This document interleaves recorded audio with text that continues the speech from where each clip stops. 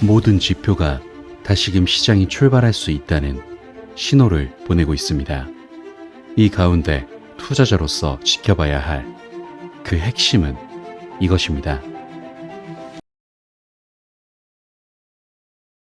안녕하세요. 크립토피아입니다. 금일 브리핑 시작해 볼게요. 자, 먼저 거시경제 상황부터 체크해 볼게요. 최근 G7 중 하나인 캐나다가 전격적으로 금리 인하를 단행했어요. 그리고 ADP, 민간 고용과 구인 건수 등 미국 거시경제에 영향을 주는 고용 지표도 잇따라 둔화된 것으로 나타났는데, 자세히 살펴보면 캐나다 중앙은행은 5일 기준금리를 현행 5%에서 4.75%로 0.25% 인하했다고 밝혔거든요. 글로벌 주요 7개국 중 코로나19 사태 이후 처음으로 금리를 인하한 사례라고 보시면 돼요. 그리고 같은 날에 미국 고용정보 기업에 관련 데이터에 따르면 5월 미국의 민간 기업 고용이 전월 대비 15만 2천 명 증가했다고 밝혔거든요. 다우존스가 집계했던 전문가 전망치는 17만 5천 명이었는데, 시장에선 이를 보고 아직 노동시장은 견조하지만 일자리 증가와 임금 성장이 둔화되고 있다고 분석하고 있어요. 이러한 배경을 좀 살펴보면 코로나19 사태 극복 과정에서 선진국들은 일제히 금리를 내리고 시중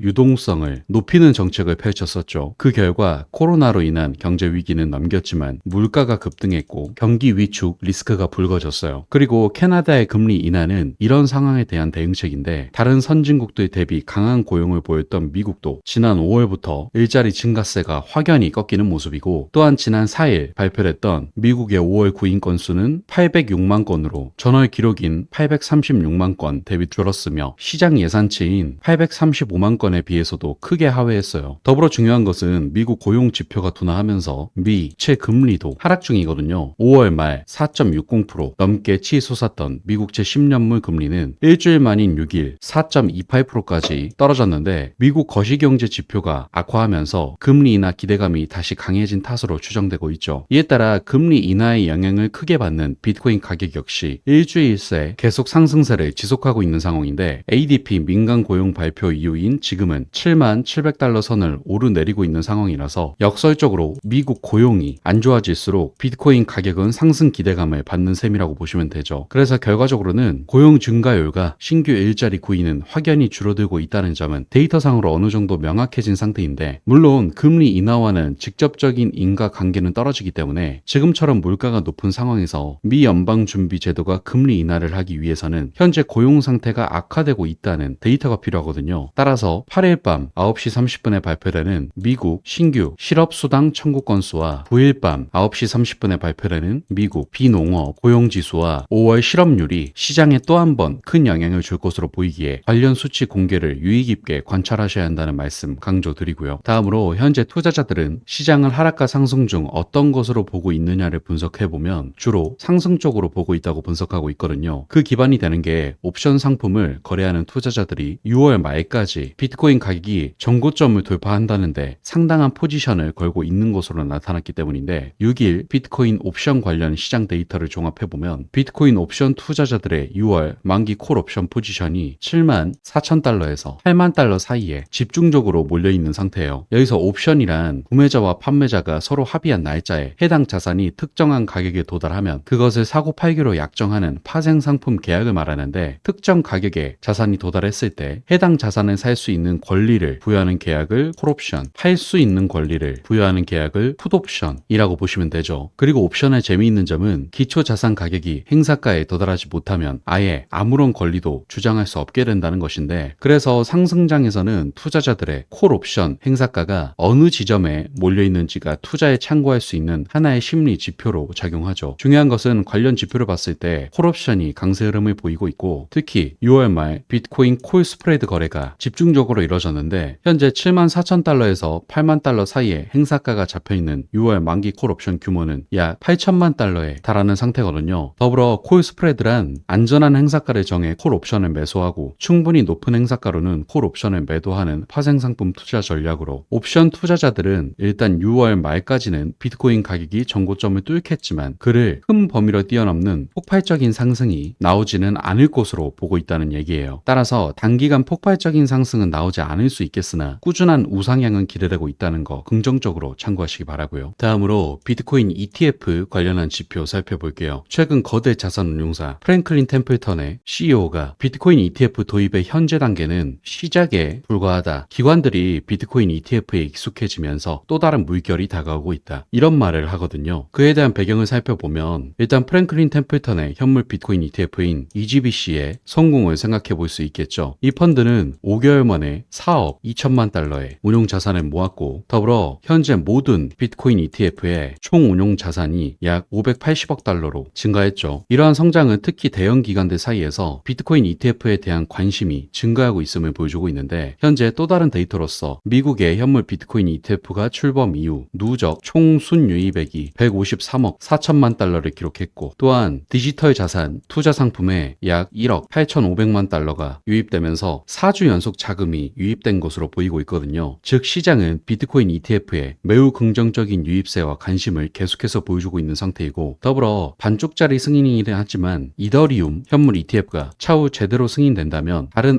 알트코인들에 대한 관심도 증가하며 시장이 활성화될 것이기 때문에 결국 디지털 자산 분야와 전통 금융 투자자들 사이에 중요한 가교 역할을 하는 기반이 되는 것이 이더리움 현물 ETF이기에 현재의 흐름은 굉장히 긍정적이라고 할 수 있죠. 따라서 거시경제 상황, 옵션 투자 비율, 비트코인 ETF의 긍정적인 추세 등등을 고려해 볼 때 시장이 다시 한번 꾸준한 우상향을 보여줄 것으로 기대된다는 점 체크하시기 바랄게요. 다음으로 리플 소식 살펴볼게요. 최근 업계 전문가 3명의 연구 논문에 따르면 리플이 일본 은행 업계의 최대 80%와 파트너십을 맺었다는 연구 결과가 나왔거든요. 즉 전통 금융에서 블록체인의 중요성이 커지고 있음을 보여준다고도 할 수 있는데 이 가운데 강력한 결제 솔루션으로 유명한 리플이 더욱 주목받고 있다는 소리가 되겠죠. 실제로 리플을 채택한 기업들을 보면 주로 은행들이 리플의 기술을 채택했는데 약 60개 이상의 일본 은행이 거래 비용 절감, 처리 시간 단축, 투명성 향상 등 여러 가지 이점을 가진 리플의 ODL 솔루션을 이용하고 있어요. 더불어 이미 리플은 SBI 홀딩스라는 일본 거대 금융 기업이랑 끈끈한 오랜 파트너이기도 하고 나아가 단순 은행 분야뿐만이 아니라 일본 컨설팅 회사인 해시키 DX와도 파트너십을 맺는 모습 등을 볼 때 리플은 이미 일본 시장에 깊숙하게 스며들었다는 걸 알 수 있죠. 그리고 여기서 끝이 아니라 리플은 영국과 유럽 지역까지 영향력을 계속해서 넓히고 있거든요. 최근 글로벌 결제 솔루션 제공업체인 클리어 슌쿠션과 협력하여 영국의 파운드 및 유럽의 유로 통화에 대한 거래 효율성을 크게 향상시킬 것으로 예상되고 있는데 여기서 FCA 승인 전자화폐 기관인 클리어 슌쿠션은 자금 보안과 필요한 결제 산업 표준 준수를 보장하는 강력한 운영 프레임워크를 제공하고 있고 ISO 27001 인증을 획득하여 최고의 데이터 보안 표준에 중점을 두고 있는 강력한 파트너이기 때문에 이들 기업이 리플과 협력하여 영국 및 유럽의 통화 결제에 도움을 준다는 것은 리플에게 있어서도 관련 생태계 확장에 큰 힘이 되어줄 수 있죠. 따라서 결과적으로 보면 현재 리플은 이 외에도 다양한 파트너십을 진행하면서 전 세계 외환 시장의 90% 이상을 포괄하는 55개국 이상에서 영향력을 계속해서 확대하며 금융시장의 한 주축으로 깊게 뿌리내리고 있기에 미래 금융시장에 반드시 필요한 중심이 되어가고 있다는 걸 기분 좋게 체크하시기 바라면서 금일 브리핑은 마무리하도록 할게요. 마지막으로 영상 하단에 고정 댓글 보시면 이런 시장의 다양한 관점들에 대해 교류할 수 있는 소통방 링크 있으니까 많은 참여 부탁드릴게요. 감사합니다.